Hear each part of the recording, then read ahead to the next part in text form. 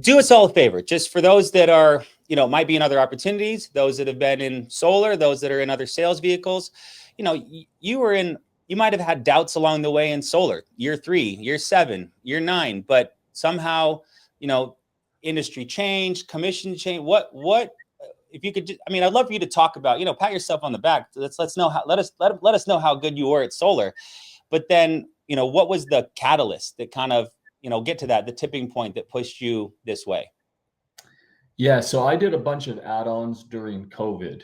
I had a very close friend, it's my best friend right now, but he kind of figured out that everyone was at home using more electricity, and it's easier to sell something to someone that's already bought that thing if you can just sell it to them again or improve it. And so I was selling solar systems to people that already got them, but since then had been using a lot more electricity. And I figured out a way to sell a whole bunch of solar. So my claim to fame in solar is that in 10 weeks, I sold 151 solar deals, power purchase agreements, all self-generated, kind of door to door. I was driving house to house. I had a pretty tactile marketing strategy with that. So I knew exactly who to go to, what times to go to them. But I did 75 in I think it was September, and then 76 in October. And so I booked, I want to say it was close to like 940, maybe $960,000 worth of commission, and a whole bunch of great customers, and everyone was really excited. But the company that I was working with didn't end up fulfilling any of them. So I was due pretty close to $1 million on that.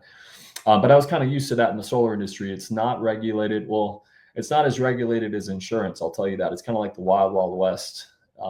And I was, after being owed almost $4 million over the course of 11 years in solar, I decided I wanted to get into something where it was more regulated. And I don't know anything more regulated really than like the insurance industry. Yeah. What I love about the opportunity is that I'm not getting paid by the solar installer anymore. I'm not getting paid by a sales organization that works with the installer. I'm not getting paid by finance companies that rely on investments from corporations. I'm working with A-rated insurance carriers that have more money than the Vatican. They've been in business for over 100 years. They have billions of dollars. They get audited all the time, and they pay me in 3 days after I help someone put a policy into effect, which I do every day. So I'm getting these daily fundings every single day. I get advanced the majority of what I earn.